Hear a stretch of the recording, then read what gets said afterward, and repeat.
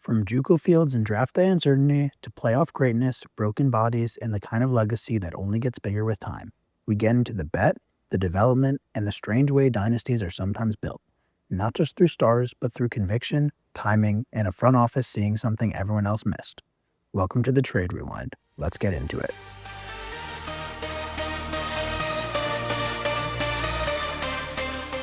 There's no defense. You can't really understand their processing power. Uh, I'm like the whole way we evaluate quarterbacks, I think, is completely wrong. Yeah, it's interesting though, because actually the guy we're talking about is interesting because he was kind of a combine guy. Really. He had nothing to show for.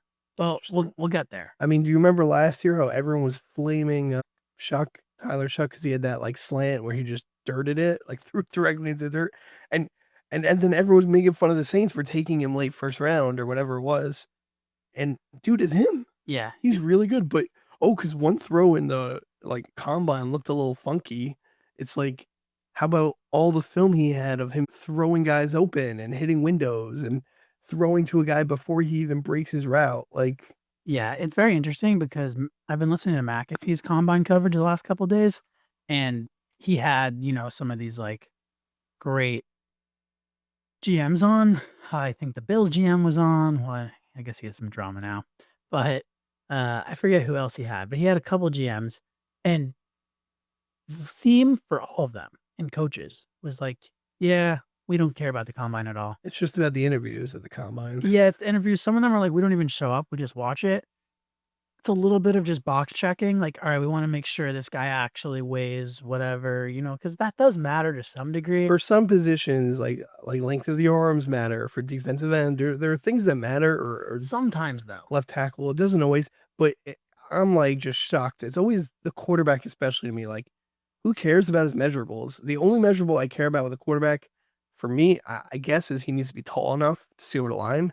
But yeah. like when they're like, oh, like he runs a 4.4, like Richardson. Richardson, his completion percentage in college was like 50%. The dude barely started any games. But wow, he could throw it 70 yards and runs a 4.4. So like we have to draft him high. It's like, Yeah. that doesn't matter at a quarterback position. Yeah, but then you see the guy like the problem is that you've seen teams who have successfully, right? Like Lamar, the Ravens were able to turn a guy who looked terrible, bad completion percentage, bad accuracy. Lamar in college had amazing numbers. He threw like 60 touchdowns in He Louisville. had great rushing, like yardage And wise. yards throwing, because he had a bunch of deep ball touchdowns. Yeah, I'm saying he threw a lot of yards, he rushed for a lot of yards, he threw a lot of touchdowns, he rushed for a lot of touchdowns. But you weren't watching him like, oh, this guy, like, there were a lot of question marks, Well, they were trying to turn him into, a lot of people were trying to turn him into a receiver. Yeah. But my point is that he had success in college that you could look at. Richardson was like purely like, he didn't even have success in college, and he had 9 total starts from like high school through college, and they're like, this is our guy. And it doesn't make any sense unless you look at like potential and measurements. But Right. everyone knows that quarterbacks, that doesn't matter. Right. If The you were best QBs in our history are not these ones who had amazing measurables. Yeah. If you were a really good team who was, think about a team with like an aging quarterback who's still good, but maybe their quarterback's not going to be done for like 4 years. If someone was willing to wait on him for 3 years and just let him learn, maybe there would have been a chance. But Right. Colts I kinda think, ruined it. yeah, I wonder, because like how many guys in the history do you know that like sat for like a multiple of years and then became a good starter, like Rodgers and Jordan Love? Yeah. Like the Packers have done it. Right. Mahomes sat 1 year. I could see guys sitting 1 year and being successful. Sitting 3 or 4 years, then it becomes like, does the team want to take a gamble on you and pay your, 5th-year option? And it turned into a whole thing. Yeah. I think, Richardson's people, whoever they were, his agent or his family, really just gave him the wrong advice. Dude should have stayed in college and played 3 more, like, get reps. Look at the guys who are now, like, successful coming into the league. They're 4th year, 5th year seniors. Bo Nix played 5 years. Yeah. Shuck was old. played 4 years. Burrow played 4 years. Like, you need reps. And the NFL, when you get there, they're not, like, babying you. Do it in college. Get the reps in college. You have to learn how to play the game in college, and then you'll be ready. Just like Brady talks about how like the development of quarterbacks stink now, Yeah. So now, which is why a guy like a 50-year-old Rivers yeah. can come back, and they wanted him instead of some other random 22-year-old quarterback because at least he knows how to play. Yeah, well, there's a major advantage. If you can successfully read defenses, you're already way ahead of everyone else. So, Right. but these older guys still have that. Then they lose the arm strength, and that's where they get screwed. I That's why remember we've seen like Brady was able to be so successful because he was still brilliant and he was still able to sling it. Right, and now because of the way the NFL is, and you need to win when your quarterback's on a rookie contract and all that, like they don't even really teach QBs how to read defenses anymore. They're like, here's a play that works for man or zone, and just go through your reads. Like Mahomes even said after winning his first Super Bowl, he's like, I still don't even really know how to read defenses yet. Like Yeah. that's insane. Yeah. I mean, the problem is though, because you're able to have success without it. Yeah, but in the long run, I think it's bad for the game. Yeah. And you see it like good defenses kill good quarterbacks constantly. That's what we saw the Seahawks do this year. Yeah, absolutely. All right, let's now we're going to talk about someone who defied all of everything we just spoke about. He managed to defy all of it. Yeah, But- sorry about that. Anytime we talk draft and quarterbacks, I'm gonna get a little angry. The Yeah. just always gets me going. The way we evaluate quarterbacks is trash. But anyways, this guy will be a complete outlier, as we'll see. So, I like to start early. This is as a freshman in high school. This guy was 4'11", 95 pounds. At the start of freshman year. Yeah. Oh wow. Like, so small. Basically, get one of those dads who is a complete grinder, didn't believe in fun. You just have to work all day. That was his dad's personality, and that's what he made his son do. Like, this guy might have to every night 400 ground balls, played every sport basically, obviously loved football the most. And yeah, his dad would just force him to like rep and rep and rep and rep. And I don't think, it's interesting. What I find with all these kinds of stories you hear with like their dads forcing them to do this is usually the kid is like, I don't regret it at all, but I would never do it to my child. Right. Like they understand the only reason I got to where I am was because my dad or parent forced me to do this. And I appreciate that. I was able to, reach the heights I was able to reach, but I would never do that to my kid, knowing how hard it was for me. It's rare to see someone who like did it successfully, like that they're good with, like their kid is happy with them. Well, I guess it depends how you define happy with them. Like I can think of maybe the St. Brown family, like Amon-Ra and Equanimeous, whatever those guys' names. There's a couple of siblings. They're all like NFL receivers. We're going to be NFL receivers. And their dad was like having them lift since like a young age and work out and train. But there's a different. But it worked. It's like they don't hate him. It wasn't like the famous the Raiders guy. There's a documentary. Maybe they called him maybe Robo QB or something. Like he was like the perfect guy, but his dad was all over him as a young age. By the time he got to college, he was like burnt out. Yeah, Started doing Jamarcus cocaine. Russell? Not Jamarcus Russell. It was a lefty quarterback. I'm trying to remember his name. Yeah. But he just couldn't handle like failing.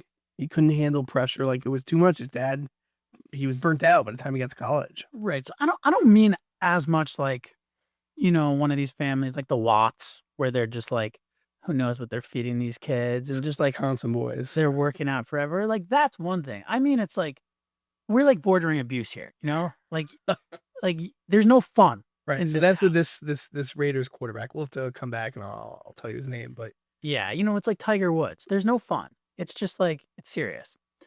Okay, so he was playing running back because he was tiny.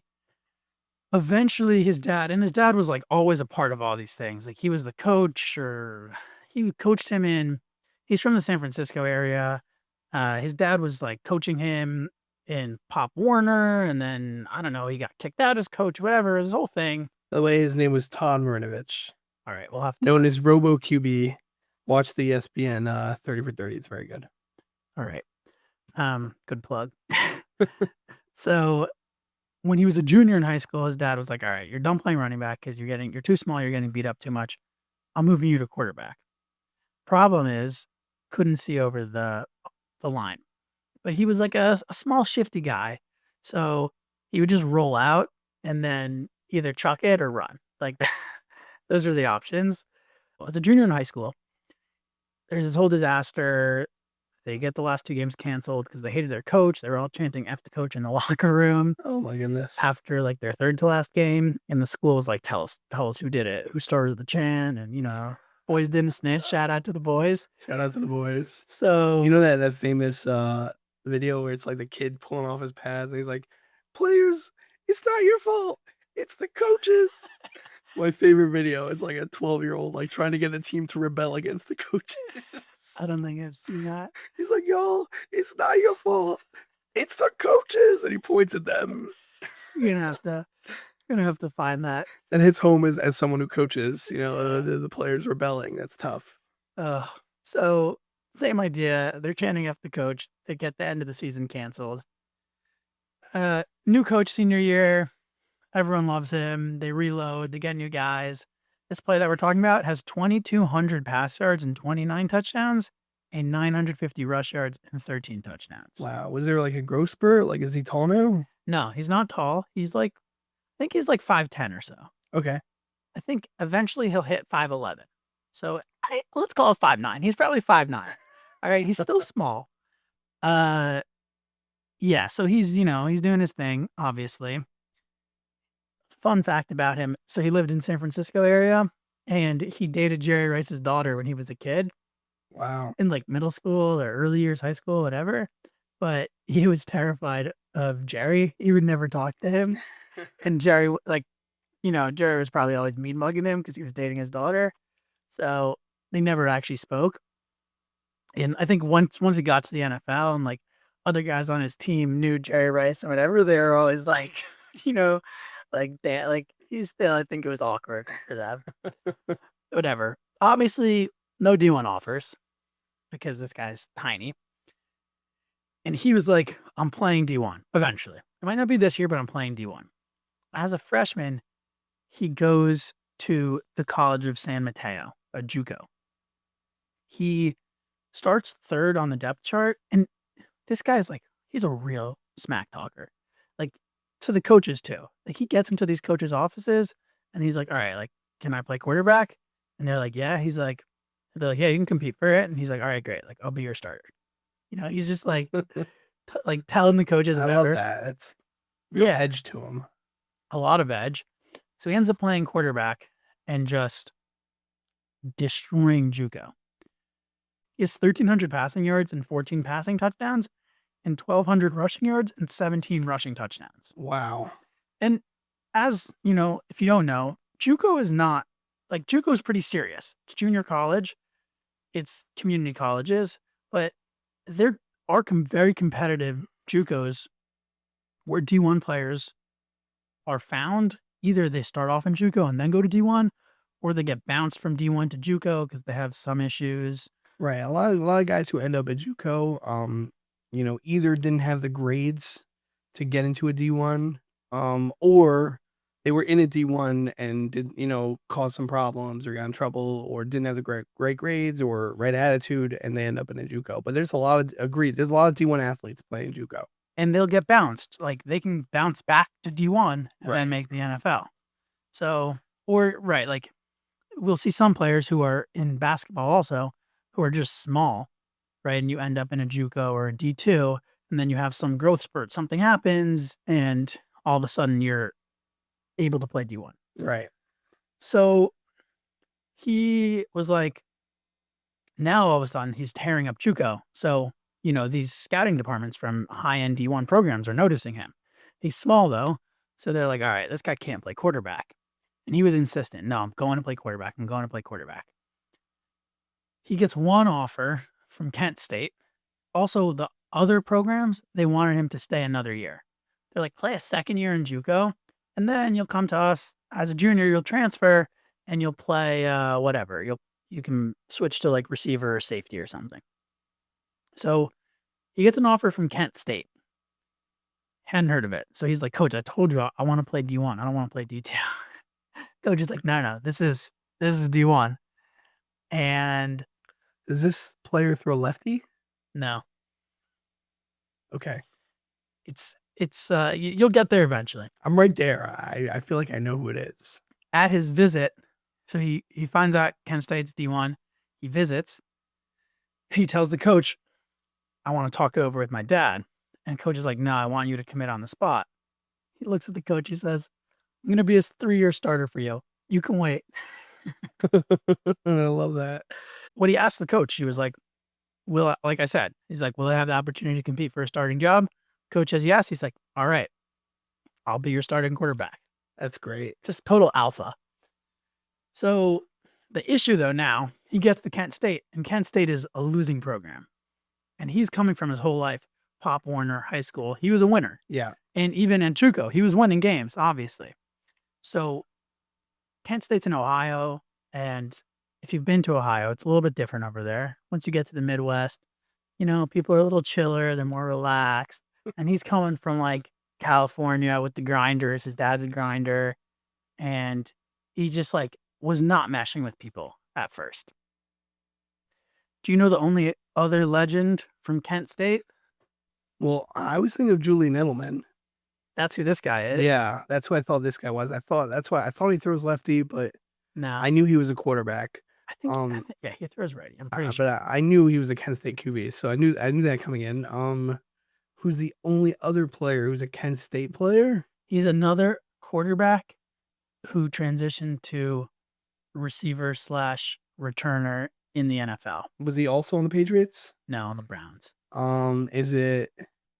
Oh, it's Terrell Pryor.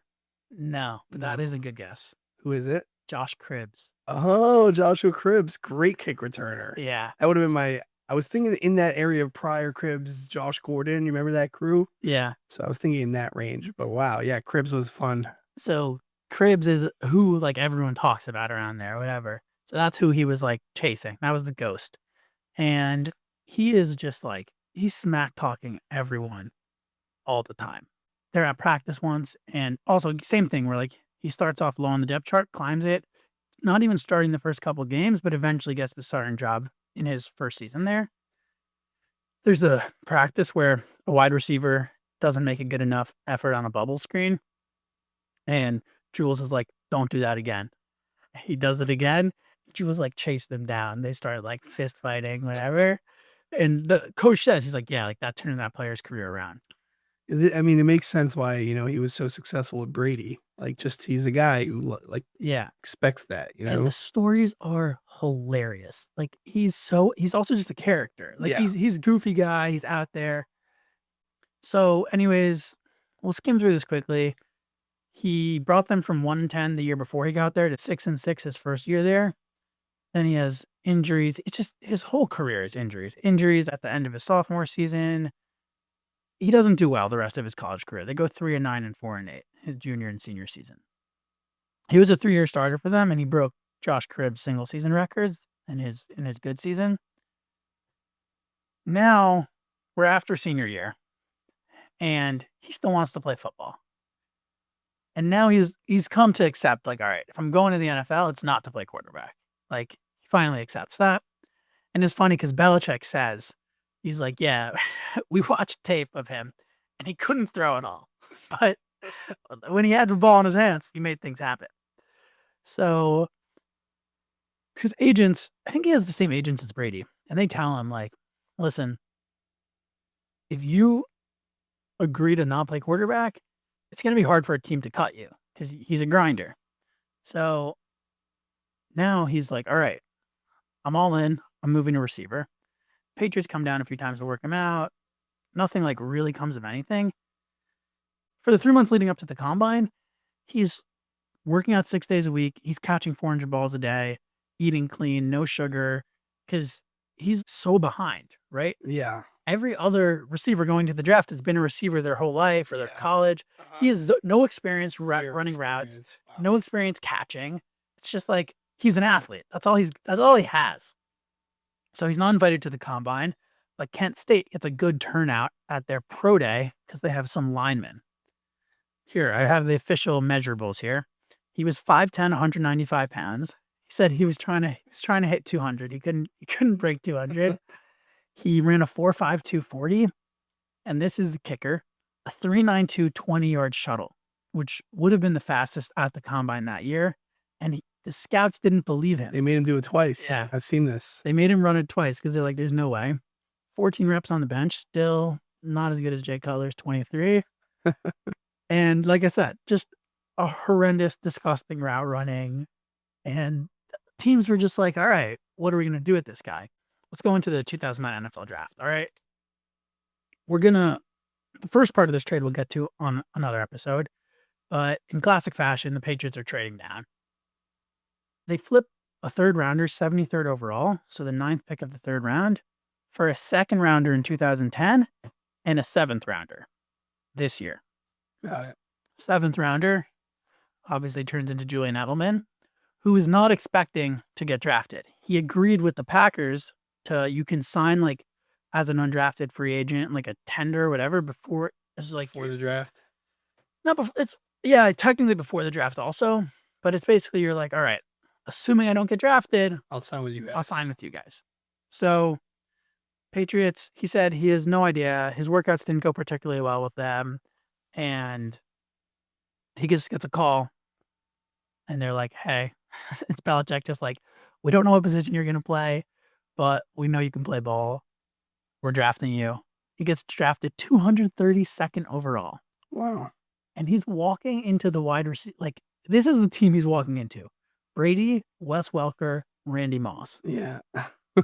He said in training camp, his first rep with Tom, he runs a great route and then drops the ball.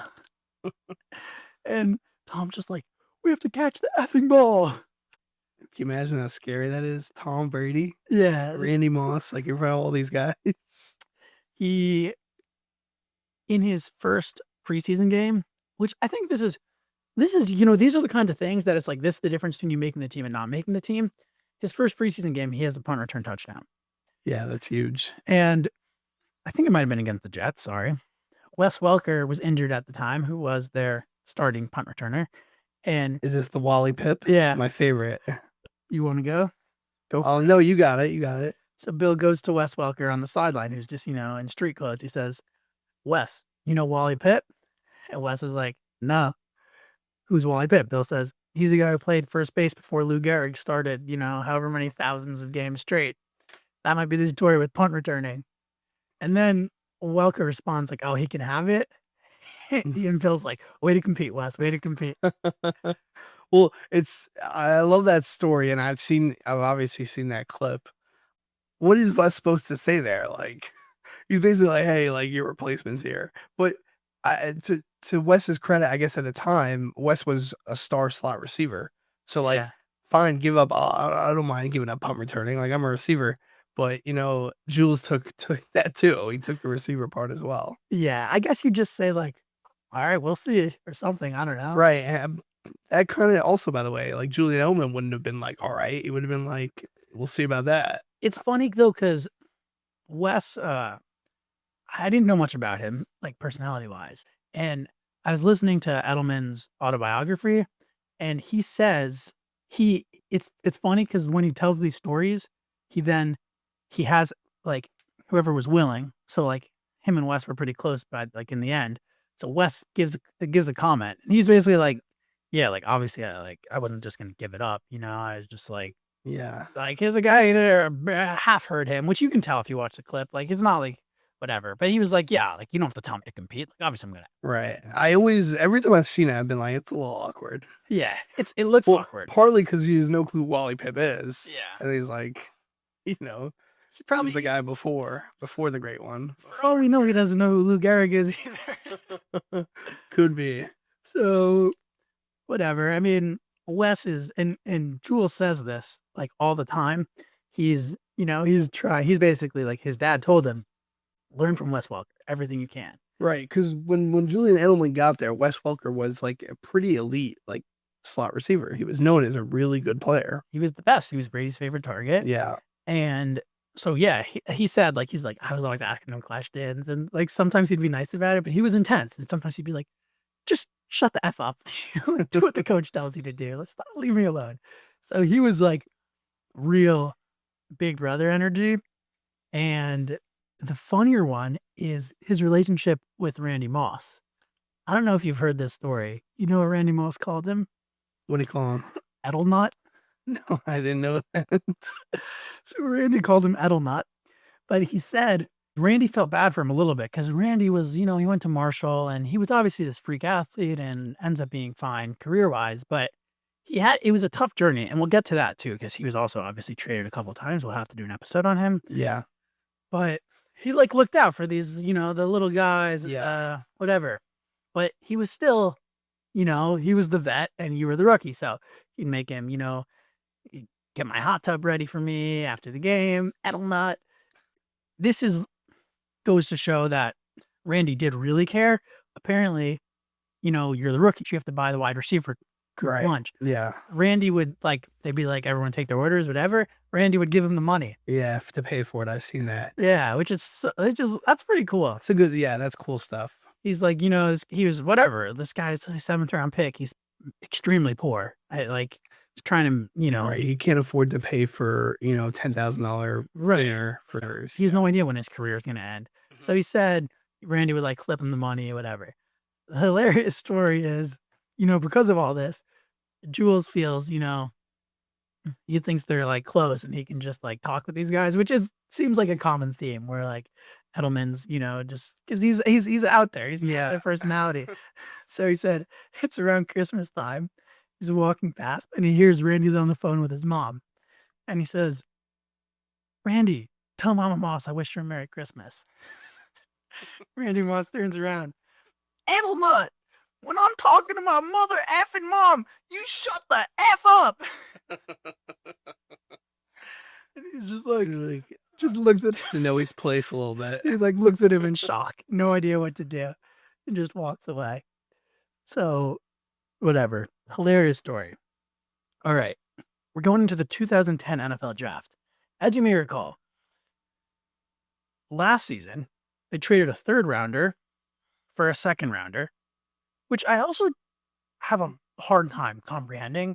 We talked about this a couple episodes ago, where the Broncos trade a 2nd rounder to get Alfonso Smith, the GOAT, for a 1st rounder. And that 1st rounder turns into Earl Thomas. And I don't know, someone in the comment section was trying to explain the math to me on this. Why you're getting a 3rd rounder and you're giving up a 2nd rounder and a 7th rounder? So I'll tell you, I think the main thing is that it's not about the rounds, it's about getting our guy. So they're in the 3rd round and hey, we want this guy and he's about to be taken. We need to trade up and get him before, the next pick gets him. And we're willing to give up our next year pick to get our guy right now. But you're giving up a 2nd round pick. That's so I get it if we're at the end, if you're giving up all right, I'm giving up a 4th round for a 5th round next year. I'm sorry, a 5th round or whatever. You get what I'm saying? A 2nd round pick, a 1st round pick. Yeah, to go up is interesting. These are so valuable, and you're giving it you're giving up a 3rd round pick. You're giving up a pick that guaranteed should be less value. I mean, I guess if it's a stacked draft, whatever, there's other things that come into consideration. But right, I think we have to. First thing that comes into consideration is did they have multiple seconds? So let's say they had, we already made a trade, so they have 2 seconds next year. So sometimes it's that. But the main thing is getting your guy is sometimes more valuable than the pick. I guess so, but yeah, I don't know. I hear it, but also it's just if I'm trying to extract I want to get maximum value out of the draft. And here just seems like a situation where I'm automatically giving up value. I'm losing value. Right. I mean, there's philosophies there's a lot of teams that the Patriots love to trade down and stack picks. Right. Especially get more picks. Some teams are the opposite, like the Niners, they just want their guy. They have guys they want, they have them on their board, and they'll make the move. They'll trade a 1st rounder for whoever. If they believe it's their guy, if this is the guy that's going to get us what we need, and they're willing to make that move. Right. We know the Eagles are famous, but that's usually, someone dropped a lot, and maybe that's what this case was. The truth is, I didn't look into it. Right. So I'm sure there's a good reason behind it. Just happens to be they got Edelman and let's see who they got the 2nd round pick the next year. And so, I mean, first of all, there's probably not a good reason behind it because we're talking the Jaguars and the Raiders are the other teams involved here. So not the best run organizations. I doubt there's a good reason behind it. But you tell me, who'd they draft with that second rounder in 2010? Is he an offensive player? Yep, Is it Gronk? it's Yeah, of Gronk. course it's Gronk. So the Patriots end up trading. This is why I waited a little bit to get to what the trade actually ended up being, because we had to get to 2010. The Patriots package they add a sixth rounder to move up 2 spots from they had the 44th. That's what the Jaguars gave to them, and they move up 2 spots from 44 to 42. They draft Gronk. This is everything they gave up. Derek Cox, Lamar Houston, and Travis Goethel, however you say it, and they get Gronk and Edelman. It's a pretty good trade. Pretty solid. So this is another one of those where it's like looking at the players over the picks means a lot, you know, like, Yeah. because like one of them's what round they get Edelman's 7th rounder, Yeah. but he ends up being way better than a 2nd round pick. Yeah. So it's not, you know, I'm not going to blame the Jaguars or whatever, but this just shows great moves by the Patriots more than anything else. Right. It just shows, I mean, everything on the Patriots, right? Well, it's so interesting because Belichick actually like has a pretty crappy track record Yeah. after this of drafting receivers and talent, but Yeah. they get these guys. Well, because this is the problem, I think, for Belichick. 'Cause whenever he drafts someone early, like he has his guys also that no one else wants, Hmm. which And he is- reaches on them. yeah, exactly. So he's drafting like a wide receiver that people view as a 4th round pick in the 1st round. And now, all right, this guy didn't pan out. Like, yeah, that Right. makes a little bit more sense. But then he'll find some value in the 7th round. Right. So it's whatever. It's He likes guys that play lacrosse. I think Edelman also played lacrosse. Edelman played everything. I don't know. I didn't hear so much about lacrosse, but he played as a kid. He definitely played like He likes like Belichick likes these like gadget guys who could do multiple right. things. And that's what he said about Edelman. He was like, "We don't know what position you're gonna play, but you're gonna play." At some point, they threw him in on defense. Yeah, we'll get there. So the other thing with Gronk is that he's coming off, which is why he fell so much. He missed his entire junior season. Right. So he was at Arizona, freshman season, sophomore season. He was just smashing like record after record. And then junior season out for the year with a back injury, which was good foreshadowing, I would say. I mean, he obviously is. Why? Because what his career ended with back stuff? I mean, he's still dominated. So the Still story had a 10-year career. right. The story of Gronk's career, which we're obviously going to get into, is that whenever he was healthy, he was the best talent we've ever seen. The best tight end ever, yeah. Not even close. We've never seen anything like it. He was the best. He was probably the best blocker and the best receiver. Have you seen the video of him talking about what he did like right after getting drafted, his call with the Patriots? No. The famous video is he gets drafted and him and his brothers all get up on the stage with Goodell and they start like jumping up and down, like they huddle and they're just going crazy. Yeah. And then he gets a call from like the Patriots, like, yo, like knock it off. Like this is not what we do here. We don't act nuts, you know? And he's like, oh shoot, like we're already in trouble with Belichick.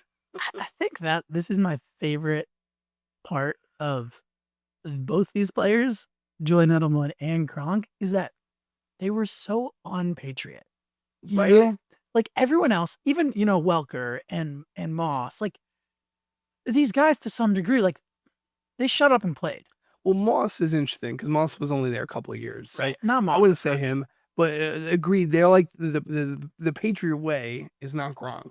Yeah. And but Edelman became the Patriot way. Like a lot of the noise you hear about him is him talking about stuff way after his career. Like Right. during his career, he didn't tell any of these stories. Yeah, of course. But So- they were stories that were happening still. Right. But it was like they kept everything in house.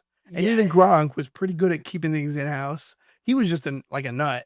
Right. Well, that's because this is the problem is that they had 90% of it. They were just crazy, like loud, out there personalities. Yeah. Belichick says he was like, Gronk prepared like no one else. And he watched film like no one else. Like, Right. He was a serious player.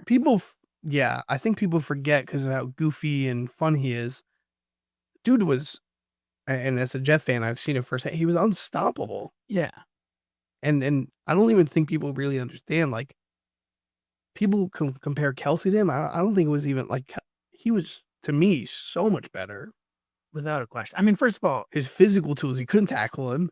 He was like bulky. It didn't look like he could run so well, but then he somehow still had amazing hands. It didn't add up. Like, it didn't make sense that a guy that big and that strong and that, like, kind of clunky and physical should have such soft hands. Like, he would have these one-handed catches and people would dive at his knees and he would still catch it and, like, run through them. It just didn't make sense. Yeah, he was an unbelievable. I can't comprehend us ever seeing anything like it again. Well, what's crazy is that there was a point that they had maybe the best tight end duo Yeah, with Aaron Hernandez, because people forget that too. Aaron Hernandez was a really good football player. Terrible dude, bad person, really good football player. really good And football. I remember watching a game of Aaron Hernandez and Gronk together just obliterating the Jets. Like, they Yeah. both had like 8 catches and 100 yards, and it was like, these are the best two. They have the best 2 tight ends in football. Yeah, we talked a little bit about Aaron Hernandez in the that Broncos episode also, but if you don't remember, Rob Gronkowski was 6'6", 265 pounds, and he was faster than linebackers, right? Linebackers were too slow to guard him, and not only like, oh, because he was shifty, which he was in his own way, but they would just, oh, we got a linebacker and Gronk, just run a streak, just go out there. And this is, I mean, obviously Edelman's not good yet, but this is the receiving room that year. It's crazy that they didn't win that year. To me, Gronk's a rookie, but still very good. He had a great rookie season. It's Gronk, Randy Moss, Wes Welker, Aaron Hernandez are Yeah. their receivers, and Julian Edelman, who obviously, It's not too bad. it's just, Is this their 17-0 year? no, it's 2007 Oh. So, no, not that season. where they lost to the Giants. Randy Moss wasn't on that team, was he? Yep, he was on the team. Yeah. That team was, Randy Moss, Wes There's Welker, Kevin Faulk. right. The reason why that team was so, I mean, Brady obviously, but like their receiving core was so good. Yeah. We're in 2010. Gronk has a great rookie season. 2011 is like Gronk really onto the scene. And I think this is when they lose Moss here. 2011. They dump Moss. Gronk turns into wide receiver 1, even though he also blocks. 90 catches, 1,300 yards, 17 touchdowns. Wow. Insanity. Still the record for most touchdowns for a tight end in a single season. Divisional round. They kill the Broncos. This is the year where, Tebow beats the Steelers. By the way, just throwing it out there, it really shows how much credit Brock Bowers deserves for rookie year getting 100 catches. Like, Yeah, pretty crazy very good. with terrible quarterback play. Yeah. I mean, this year wasn't as good for him, but This year was even worse quarterback play with Chino. and he didn't do much. But he's injured a lot. But as a rookie to get 100 catches, He'll be back. yeah. So this was the year where Tebow Mania. beats the Steelers in the walk-off touchdown that we talked about. Yeah. And then the next game runs into Brady and Gronk in the divisional round. They scored like 4 touchdowns in the second quarter or something. It was insanity. And Gronk ends with 10 catches for 145 yards and 3 touchdowns. This is their second loss to the Giants in the Super Bowl. Julian Edelman, he's not playing yet. He's working Before hard. we talk about that Super Bowl, this is what the Patriots do. There's fluky teams and shenanigans going on, right? The Broncos, there's good stories. It reminds me of Linsanity in New York. You have all these good stories, but then you meet like the Patriots, and they're like, they don't play games about that, Yeah. and they shut it down. And the Knicks, when they had Linsanity, like they played the Heat, and the Heat ended it. Like, Right. you meet, like, you can have these cute stories and Cinderella stories, and then you meet like the real guy, Yeah. and you meet the Patriots, and your Tim Tebow shenanigans doing nothing all game. Like, that's not going to work against the Patriots, It's like, oh, that was fun. It was Right. cute. That was while it cute. lasted. That was cute, but here's the real team. So So we're at Talk the a- Super Bowl. right, they lose to the Super. I'm not going to get too much into this part because we got a ways to go. But whatever. This is their second loss. Gronk doesn't really. He's unhealthy going in. He like rolled his ankle at the end. Edelman is pretty irrelevant these years. He almost dove on and caught the final play. Gronk did. Yeah. Yeah. Brady throws like 60 yards in the air, and Gronk dives for it. It hits down, and he dives for it and couldn't get it. Yeah. It was close. So, yeah, this is 2010, 2011, 2012. The Patriots are in the thick of this not winning, Like, they didn't win for 9 years in the end. Yeah. So, they lose to the Giants. Edelman, Gronk's, he's battling through injuries these years. Also, he's not playing so much. He had back-to-back 1,000-yard seasons, and then he was injured in 2012. Edelman has some off-the-field issue. He, allegedly groped someone at a Halloween party, but charges end up being dropped. Whatever. It was a bad look for the organization. Can't do that, obviously, on the Patriots. Gets called in. Bill tells him, listen, you're at a crossroads here. Figure it out. Either this is your 4th season, you're a 7th-round pick. You got to figure it out. Get it together. Same thing. He meets with Robert Kraft. He's like, this looks bad on the team, on my organization. Don't do it again. Funny coming from Kraft. In hindsight. True. Fair. 2013, Gronk comes back, plays the first 7 games, then tears his ACL and MCL against the Browns. Brutal hit. Very sad. Hit him right in the knee. I remember that. It was nasty. Yeah. Pats can't agree to terms with Welker, so they let him walk. And Edelman's like, all right, here we go. It's my time. And they sign Amendola. 5-year, $28.5 million deal. Edelman's like, he's like crying. He's like, I hate the Patriots. They're the worst. And he meets with the Giants, but then he ends up, I think he talks over with his dad, and they're like, listen, it's so hard to have a connection with Brady. And he's finally there, he's finally a good receiver. It took him 4 or 5 seasons, but he's like right there, and he has this opportunity to take over. So he ends up staying, which is good. And they say in the summer, Edelman would find out where Brady was, wherever he was staying. He's staying in LA. Edelman would get a place near LA. Just in case. Just in case Brady called him like, hey, I need someone to throw this today. He was so dedicated to being great. Yeah, absolutely. Brady loses Hernandez also that offseason. Edelman gets injured a lot. So Edelman, he signs this 1-year prove-it deal with the Patriots, proves it, 105 catches and 1,000 yards, plays all 16 games for the first time in his career. He had tons of injury issues early. 2014, now he's a free agent again because it was just a 1-year deal. And the Niners are his hometown team. Jim Harbaugh loves him. He's a Jim Harbaugh guy, makes sense. So he offers him a better contract, and he ends up declining it to go back to the Patriots. This is Gronk's comeback player of the year, where he has 82 catches for 1,100 yards. Just insane numbers. Edelman has 92 catches for 1,000 yards. So, and he threw a touchdown in the divisional round against the Ravens. Terrible. Yeah. Double 14-point comeback game. Just brutal, devastating game. Gronk has 100 yards and a touchdown too. They smoked the Colts in the AFC Championship. Deflategate. Yeah. They played the Seahawks. We're gonna have to do a deep dive on Deflategate one of these days. One of these days. This is the Seahawks Super Bowl that we're not getting into again, obviously. Is the Malcolm Butler play. And yeah, so Gronk and Edelman win their first Super Bowl. First one the Patriots have had in 10 years. Their last one was 2004. Wow. So, or 9 years, I guess. Dynasty's not dead, turns out. This is Dynasty Part 2, beginning. Yeah, this is the beginning of the second round, the Gronk Dynasty. 2015, Gronk has another monster season. Edelman's injured. 2016, best season of Edelman's career. He has 1,100 receiving yards. This is the Brady revenge tour, Yes. This is like, oh, he's suspended, Brady's suspended, now Brady's not suspended, whatever. Gronk actually is not part of the revenge tour. He plays 8 games, then goes on IR. And in the Super Bowl, they're playing against the Falcons. And, the Falcons are just killing them. Devontae Freeman has a touchdown. Julio, insane catch. Austin Hooper has a touchdown to make it 14-0. The Pats finally get close to the end zone, but because of penalties, and Brady throws a pick six. 21-0. Pats managed to score finally before the half. It's 21-3. And Edelman says in the locker room at halftime, they're chill. They're like, whatever. We've been through this. We've had some bad games. We've had some good comebacks. And he said, he's just like, wow, it's going to be an awesome story. And then they open up the half and give up another touchdown. Coleman has a receiving touchdown to make it 28-3.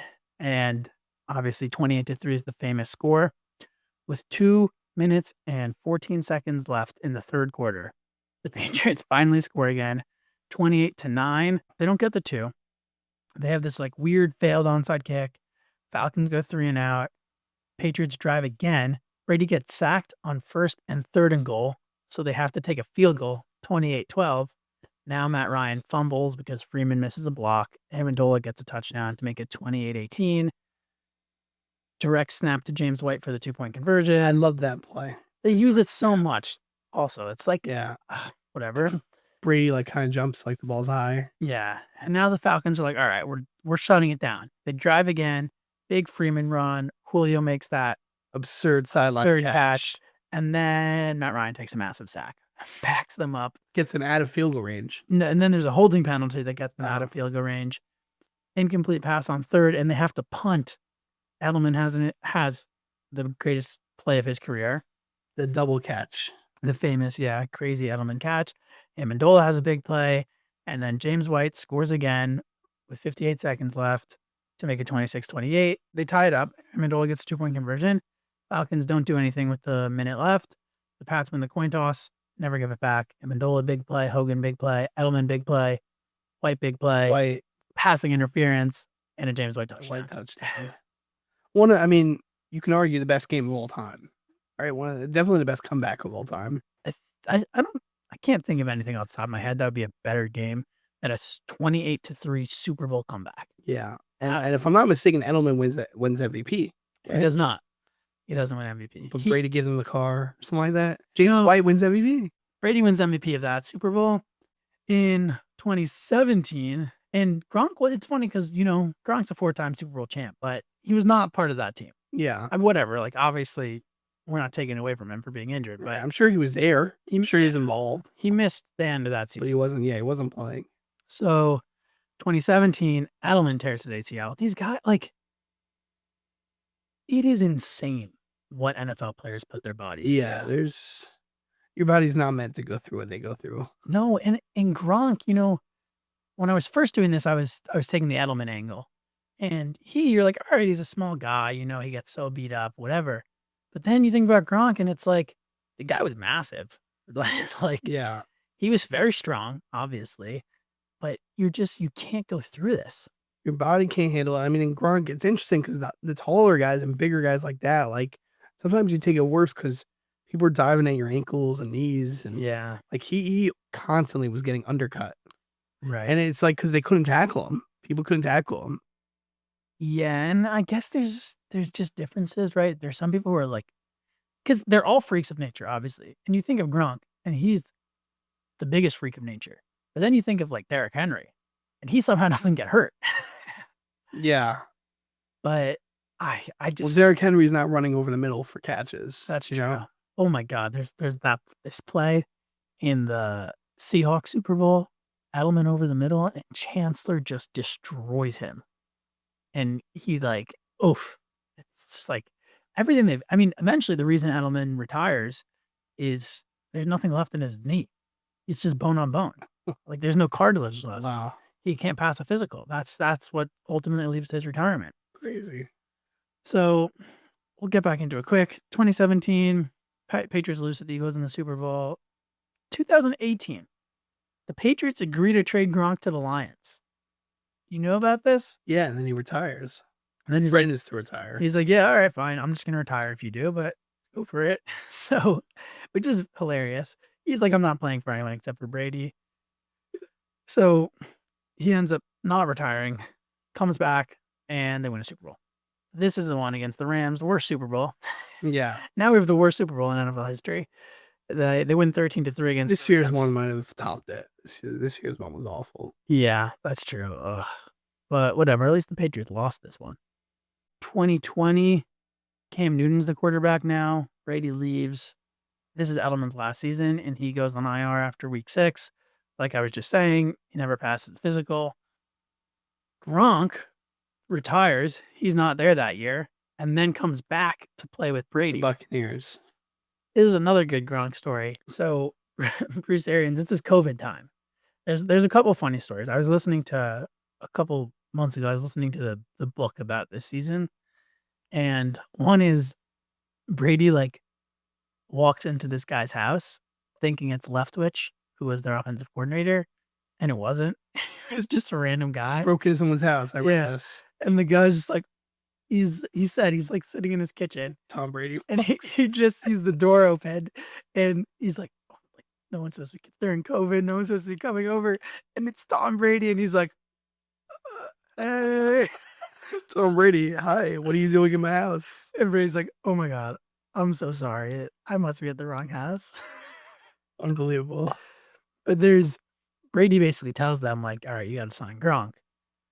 And Gronk walks in first day. Arians was like a little skeptical. He's like, I don't know, like this guy retired. Does he still have it? Whatever. And Brady's like, sign Gronk. All right, like let's relax. And Gronk, there's signs on the elevators that are like, only one person in the elevator at a time. And Gronk is just like first day in the building in the elevator with a trainer, like no mask, whatever. And the elevator opens and Arians is standing right there. And Arians apparently was very strict about all this stuff. Cause you don't want to get in trouble at the NFL, whatever. And he just like reams him out. He's like, oh, you're not going to be here for so much longer, whatever. And Gronk's just like, whoops. Wow. Let's do the accolades. Okay. So, and this is very interesting because there was I don't know if it was a big discussion. I've heard some people say it's a discussion. Some people say it's not on whether or not Edelman is. It's a big discussion. You think it is a discussion? But you think he shouldn't even have a case? I don't know. It's interesting because I was listening to him on. Because if you're talking about career numbers, he doesn't have it, but playoff numbers, he does. That's the problem. Yeah, I was listening to Pardon My Take, and their take was like, why is this even a discussion? Like they're like, we love Julian Edelman. He's awesome. He was a cool guy, but like he's just not a Hall of Famer, and that's fine. Like shouldn't take away from him at all. He had a great career, and he was a great player. So that was their take. And they're his boy. They're close with him too. Yeah, he comes on all the time. But my thought process is, at least it's a conversation because winning matters, and he had big performances in Super Bowls and in playoffs. It's a little bit like Eli Manning. Like if you look at Eli Manning's career. Yeah. He didn't have this great career, but he won 2 Super Bowls. And he even has a Super Bowl MVP. Yeah. Right? And this is my bigger gripe is Edelman has 0 Pro Bowls. Yeah. I mean, it makes sense because he had 4 1,000-yard seasons though. Right. But 1,000-yard season. Like 100 catch, 1,000 yards. That's not, I don't understand. That's not enough to make the Pro Bowl. I mean, there's probably 3 or 4 receivers who had better numbers each year. I guess so. And he could have been top 7 every year, and being in the slot hurts him. Yeah. I think I'm actually like a little more leaning towards like I think it's like when you tell the story of the NFL and the history, like Edelman's a part of it. Right. That's the thing. This isn't a bad episode because it's about Julian Edelman. Even though he's not a Hall of Famer and he had made 0 Pro Bowls, everyone knows who he is, right? Yeah. He's a fun guy. He's a cool guy.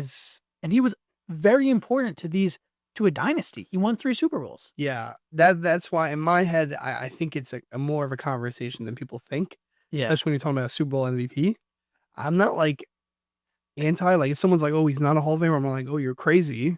Yeah. But I think it should be a conversation. They had their bit on Pardon My Take was that it all gets mushed together, all the white slot guys. Right. You think of him, you think of Welker, Amendola, they're like all the same guy. So they were like, maybe we should just, make like a 3-headed bust. They can all get in together, whatever it is. Because, you give Edelman some credit for the end of Welker's career. Absolutely. And part of Amendola's. That's so funny. So that was their bit, whatever. These are his final accolades. 3-time Super Bowl champ, Super Bowl MVP, 3rd in receptions and receiving yards in playoff history behind Travis Kelce and Jerry Rice. I think Kelce obviously came on more recently. Like he was number 2 for a while. Yeah. Patriots all-time leader in punt return yards. 4 seasons with 90-plus catches and 970-plus receiving yards. 6,800 career receiving yards and 0 Pro Bowls. Yeah, right. It's the playoff numbers that are interesting. 3rd all time. Like if you're on a list with Jerry Rice and Travis Kelce, right, it's pretty good. Yeah. Yeah, because the thing, people would get injured in the playoffs or whatever, and he was a utility guy. So the second someone got injured, that's what he did. It's also just that the Patriots played a lot more playoff games than anyone because they're winning a lot. Like that's like Stafford early in his career had no playoff numbers because he never played in playoffs. Right. And Edelman was, especially in the end of his careers when they were making Super Bowls every year And he was their guy. when he was one of the main targets. Gronk accolades, just awesome. 4-time Super Bowl champ, 4-time first team All Pro, 5-time Pro Bowler, which is interesting. He's only 5-time Pro Bowler because of all these injuries. Right. Comeback player of the year, record for most receiving touchdowns in a single season for a tight end, 9,200 career receiving yards and 92 career receiving touchdowns, top 10 in literally every tight end stat of all time. And Brady Gronk is the best playoff touchdown duo in NFL history. Yeah, I don't know if I'll ever forget that drive against the Chiefs to make the Super Bowl and 3 different 3rd and 10s. It went to Gronk and just like made big plays. And that playoff run, I think that they beat the Rams in that Super Bowl. That was like the year where like anytime like late in the Rams game to close the game, they had a deep ball to Gronk. Like Gronk was like the security blanket of that team. And whenever like, like game on the line, like Brady would find Gronk. Yeah. It was interesting. They were interviewing Belichick for something that I was watching. And Belichick just said, yeah, he was always open if you just threw it in the right place. Mm-hmm. Which ultimately is, that's what Brady realized. He was like, all right, good. Like, you can put it back shoulder, front Right. shoulder, like just put it where he can get it and he'll get it. he was like, his ability to catch balls away from his body, his hands and his size it's just, and his positioning and everything. He was always open, right? There was always a window that you could throw it to. And even that time he wasn't fast anymore, like but you just couldn't guard him. Yeah. And if you watch some of his film, which is so funny again, because he gets all this, he's a goofy guy, right? In high school, he famously intentionally missed a free throw so that his team would end with 69 points. Like a complete goofy guy. Yeah. Was a brilliant football player. Yeah. If you watch his film and he reads the defenses always, and like all this stuff that Edelman is talking about, how like he was working for it and grinding for seasons to like learn because he never had to do any of this stuff. Gronk just knew. Gronk was all natural to him. Like the second he like sees certain positioning, he runs a little bit wider to give Brady more space to make throws. Like, Yeah. Brilliant football player and brilliant football mind. And now he's like an analyst, so I wonder if it'll come out a little more. But Well, it's interesting. I mean, if you think about like ideal careers, the guy like was dominant. 4 Super Bowls, 4 with the Bucks. 4 Super Bowls, Hall of Fame, first ballot Hall of Famer, and got to retire young. He never spent any of his money from his contracts. Like, now he's an analyst. Like, just did it right. Yeah. We have to be careful when we say first ballot Hall of Famer. With Patriots, yeah, it could be. I don't know if anyone's a first ballot Hall of Famer. Yeah, well, when Brady isn't, it's gonna break everyone's brains. Yeah. If I'm Belichick, maybe you just start my own Hall of Fame. Like, I think that's what McAfee was saying. He said, someone, not as, what's his name, the Iowa guy on McAfee, he was saying, he was like, yeah, right now, Belichick should just start his own Hall of Fame. Because if Brady agrees to go in it, then that will be, new Hall of Fame. Right. It doesn't. The whole Hall of Fame thing is ridiculous. I don't like that there's like reporters getting to do it, and personal vendettas are getting involved. I think the vote should go to Hall of Famers. Right. It's their brotherhood. Right. And maybe if you want to be like, oh, that's like, we don't want just them because they're like, they might vote their friends in. Fine. So do like the Hall of Famers and then the GMs, or the Hall of Famers and the coaches. Like, it should be people who have real knowledge of this, not just reporters who sometimes are not sometimes, a lot of the time are very biased. We just saw a reporter vote Justin Herbert for MVP. Yeah. So like, what are we even talking about here? I had a different idea. I think I should be in charge. Just you personally. Yeah. Maybe I'll, dictator of sports. Yes. Today. Yes. Maybe, like some guys who I trust, right? Like, I feel like McAfee's guys are pretty good. Like, they'd be good for this. I don't know. McAfee, they'll probably put everyone in. You think they'll ever vote no? Those guys? Yeah, so maybe not McAfee himself, but, some of his guys, whatever. Yeah. Obviously, I have final say, and I'll just decide. Can you bring the kickoff back while you're king of the world? That's like JJ Watt has this bit that he asked the NFL for him to be the guy who decides. He's like, I just want to sit in a room every Sunday, and the NFL calls me and says, was this roughing the passer or not? Live. He's like, I'll be quick. I love that. I know within a second whether or not. And maybe we can have like Jerry Rice in another room, and he could tell us if it's catch or not. Yeah, things like that. We gotta it's enough. All right. The roughing the passer, it's enough. And don't get me started on catches. If you have to slow-mo it for 30 minutes to make a decision, then it's too late. Yeah. Yeah. I think we need to start moving towards just one guy who everyone trusts Yeah. or can handle it. Actually, not everyone has to trust him. As long as I trust him, right? JJ Watt, you're good. You can do it. I want to be the Hall of Fame guy. All right. I'll decide. I would have put Belichick in the Hall of Fame. First ballot. Yeah, absolutely. I know that's a controversial opinion for some. I would put Eli in, by the way. If I was doing Hall of Fame, I would put Eli in. Eli, we'll have to get to him on another day. He is another Maybe I wouldn't give him first ballot, but I'd put him in. Yeah. Okay. I mean, I don't even we'll go through these grades. This is obviously a terrible trade. All right. The Pats give up Derek Cox, Lamar Houston, and Travis Goffel, and they get Gronk and Edelman. The Jaguars end up giving up Lamar Houston and Edelman, and they get Derek Cox. And the Raiders give up Gronk, and they get Goffel and Lamar Houston. Everyone's screwed up here, right? The Raiders moved back 2 spots to not draft Gronk. And the Jaguars, they're the real villain here, right? Because they gave up the pick they basically gave up Gronk and Edelman because the Patriots used that 44th overall to trade up to 42. Right. So that's the real trade that we're grading here is the Jaguars essentially traded Rob Gronkowski and Julian Edelman to the Patriots for scraps. Yeah. How bad is that? The only reason I'm not going to make it like a super high score is because it was draft picks and the Patriots had to hit those picks. And who knows if the Jaguars would have hit those picks if they kept them. Right. And the other argument to keep in mind is that, let's be honest, if Julian Edelman got drafted to the Jaguars, we wouldn't know who he is. Right. Yeah. Would he have not just been out at the NFL and could be. So yeah. Anyways, that being said, where are you putting it? I'm always before it's a pick and he's not a player, I'm always like on the lower end. So I'm going to say it's like a 3.4 for me. I know they screwed up and it's a terrible trade, but this is a hindsight trade because you never they might not pick those guys anyway. So it's really, to me, it's poor drafting more than anything. Yeah.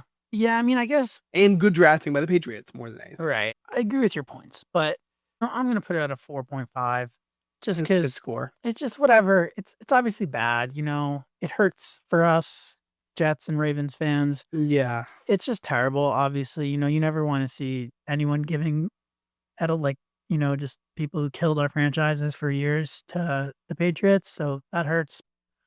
All right. One thing I love, just Edelman told this story of how after they won when Brady gets his 4th Super Bowl, and then they're in the weight room in the off season, and I think whoever had the most was at 5, right? Was it someone was like the NFL leader with 5 Super Bowls. And I can't remember who it was. A different quarterback that Brady was chasing. Montana? Might have been Montana with 5. I thought he had 4. Whatever. Maybe whatever it was. Or maybe he had 4. It must be that Montana had 4 and Brady was going first. Yeah. So Edelman was like, we're going to get him. To Brady, I'm going to make sure we get you your 5th ring. You can beat Montana. And Brady stares back and says, I'm going after MJ. I'm not going after Montana. I want MJ. So it's just great. That's great stories. Edelman, that's why I love Edelman. It's great that he's in the media now. You're hearing all these amazing stories. And he's a great storyteller. This was my favorite story. He does a very good Belichick impression. Also Mirandy. Edelman.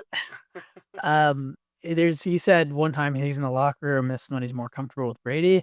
And Brady's wearing these ripped jeans or whatever. He makes a comment about them. And this is still, he's his 4th season in the NFL or something. He's like, oh, nice jeans, Tom, whatever, sarcastic. Brady just looks up, says, Jules, blue jeans cost more than you and everything you own. Oh, and it was probably true. Yeah.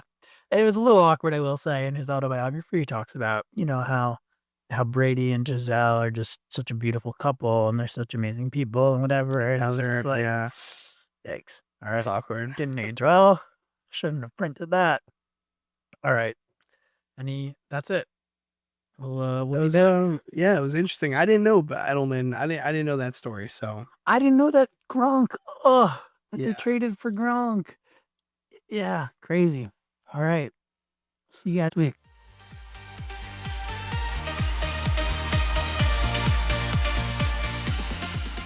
Thank you for listening to The Trade Rewind. You can find us on social media at The Trade Rewind on TikTok, Instagram, and YouTube. If you enjoy listening to the show, the best thing you can do for us is to leave us a 5-star on Spotify and share the episode.